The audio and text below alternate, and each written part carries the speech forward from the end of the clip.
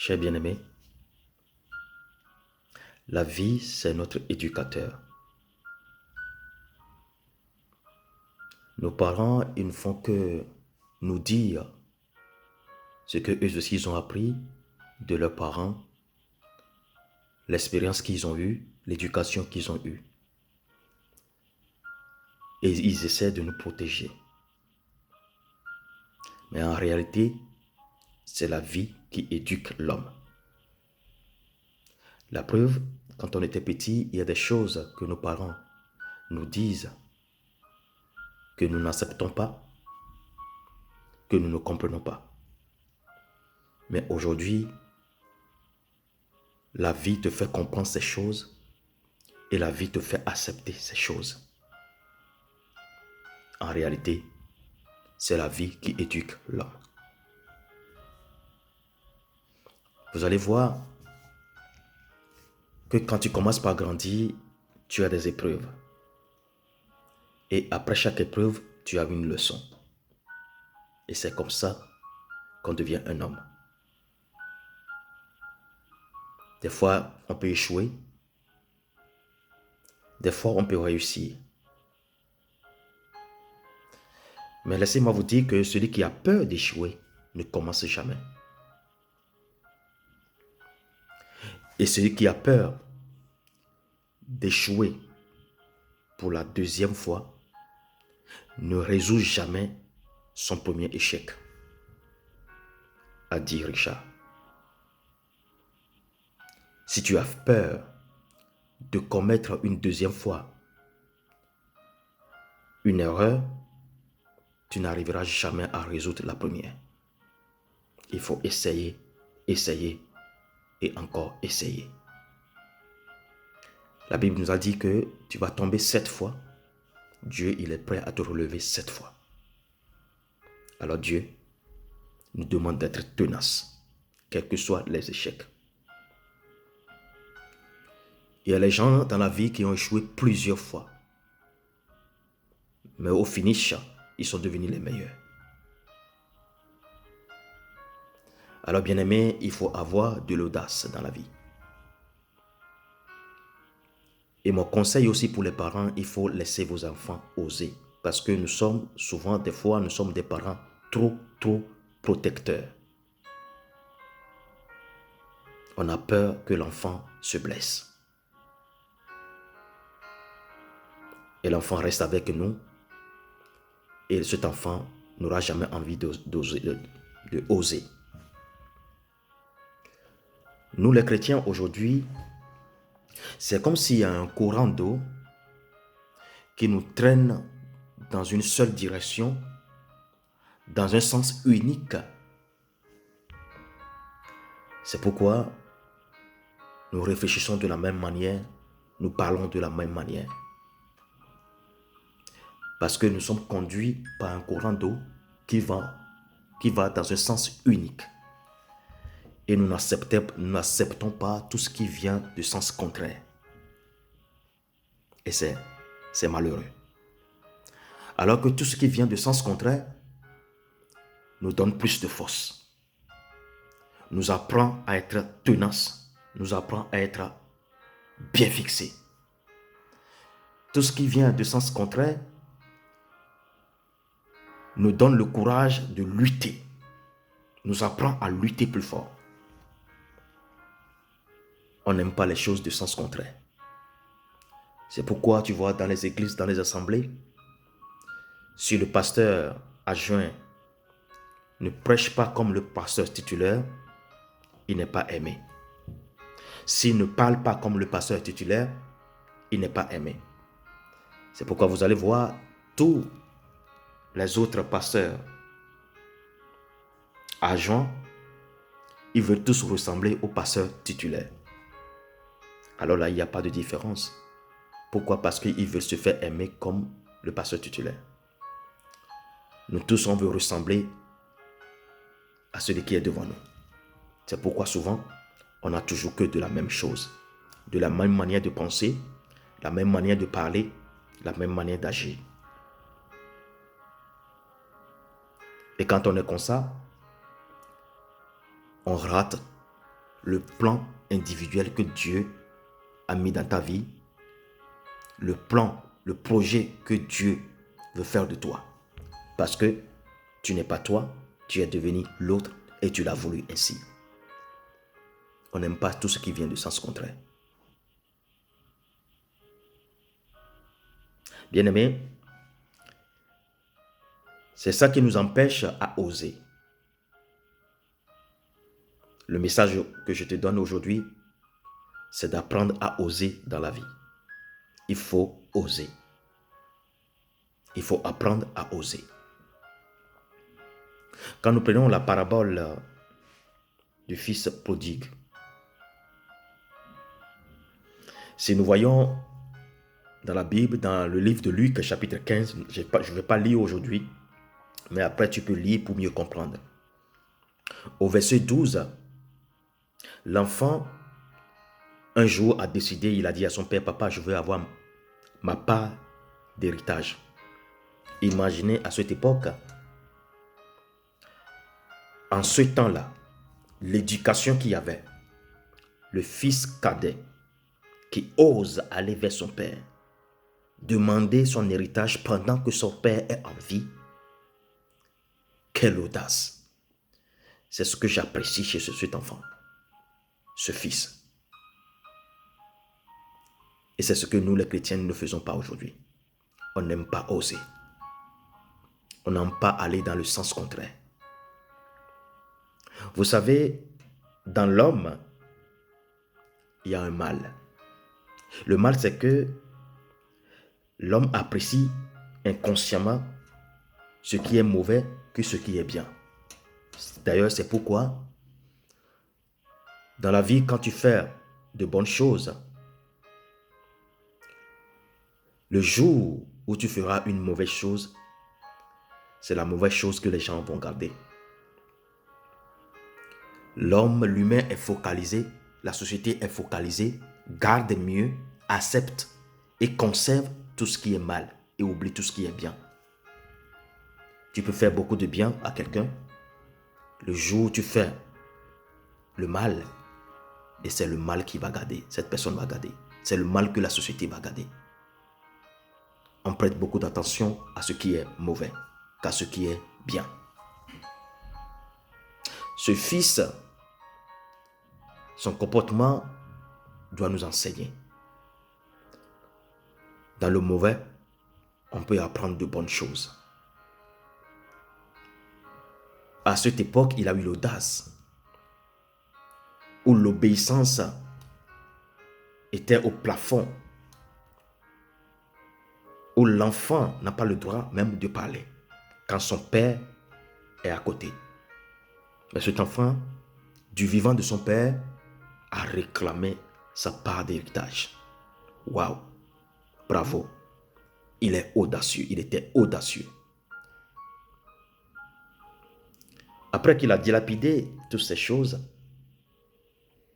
quand vous voyez dans le verset 17 à 18, la Bible dit qu'il a pris la résolution de retourner vers son père. Quel courage! Et c'est ce que nous n'avons pas aujourd'hui. Le courage d'affronter son échec. Nous n'avons pas ça aujourd'hui. Il a eu le courage de retourner vers son père qu'il a désobéi. Il a eu le courage de prendre en main son échec.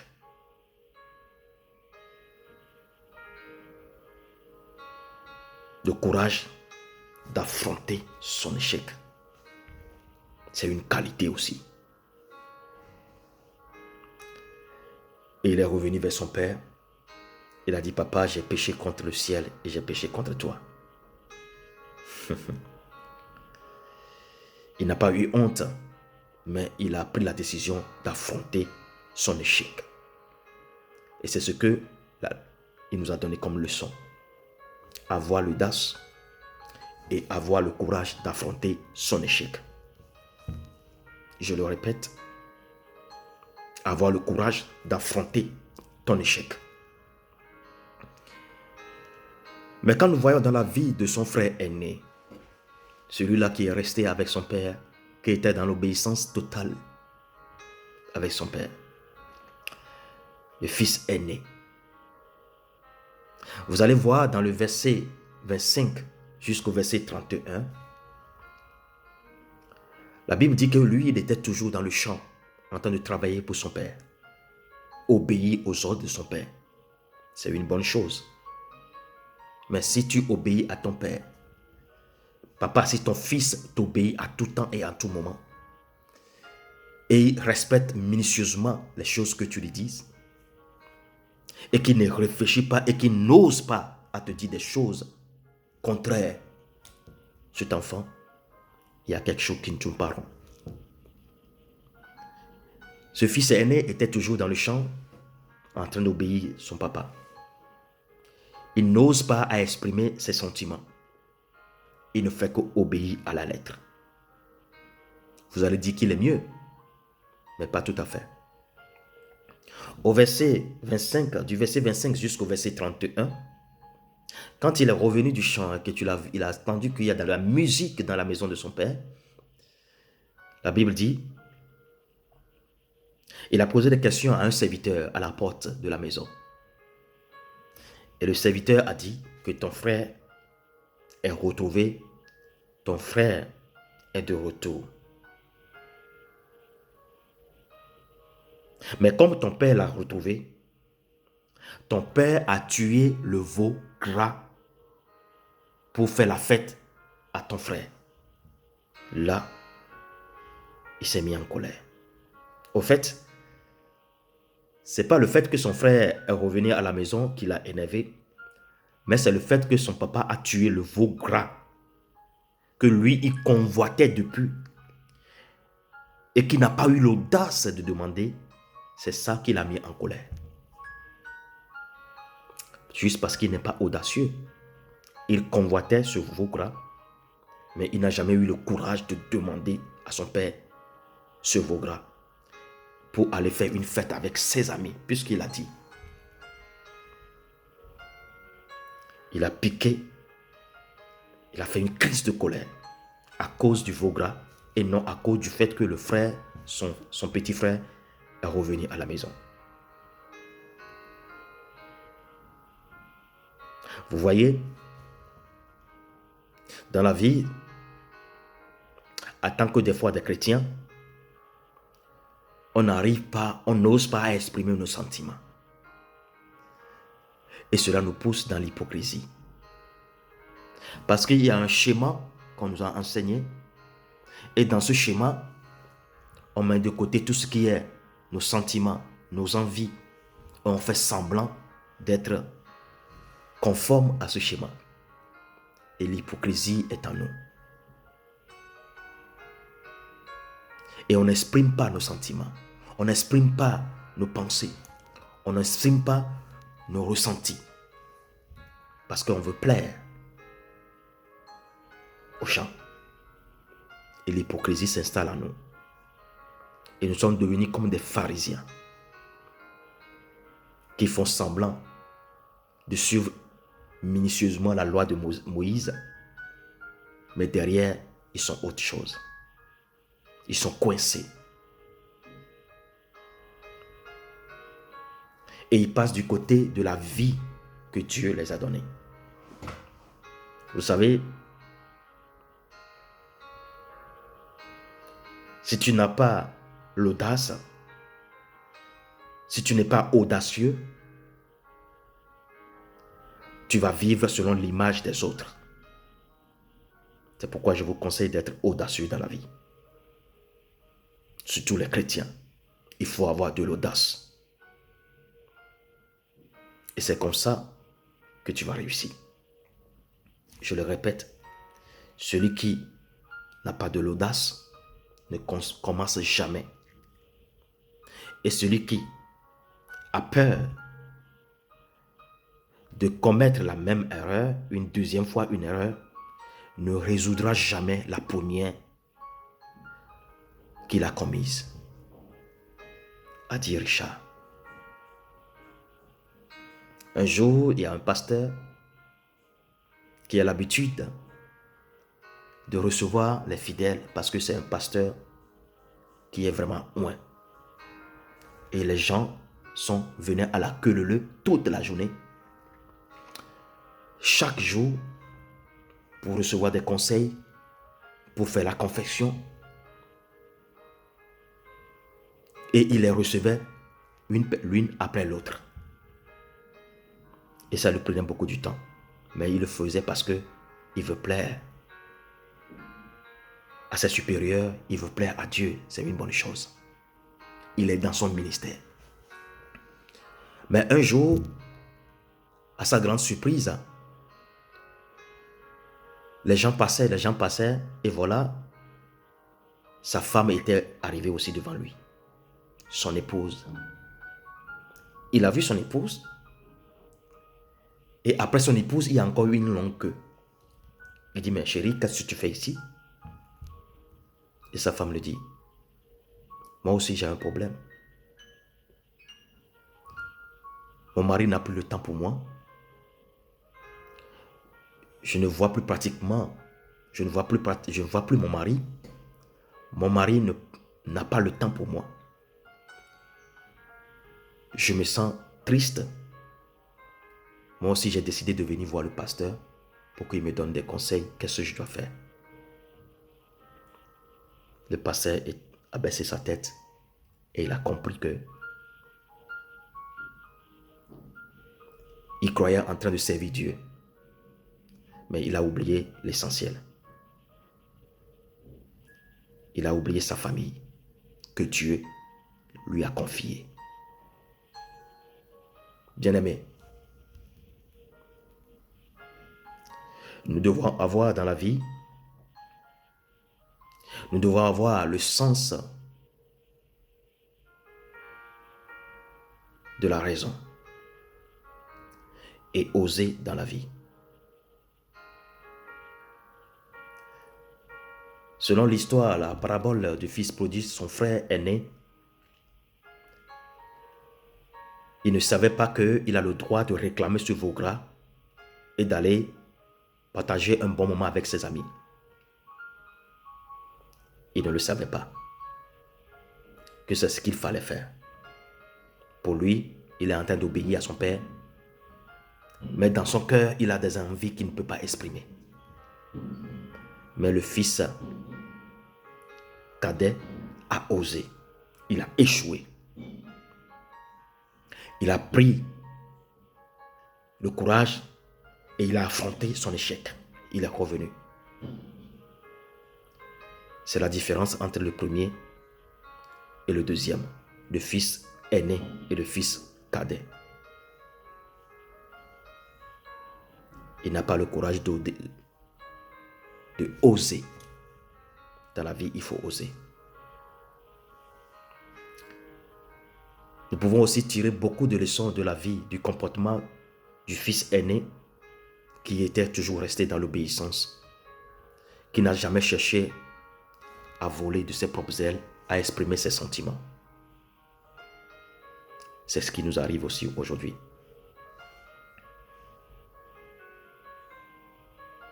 Et il est devenu hypocrite. Et il s'est fâché parce qu'on a donné le veau gras que lui convoitait à son frère. Bien-aimé, il faut oser dans la vie. Et c'est la vie qui nous éduque. En réalité. Soyez richement bénis. Que la paix du Christ soit avec vous. Chrétien, il faut apprendre à oser. Et il faut affronter ton échec.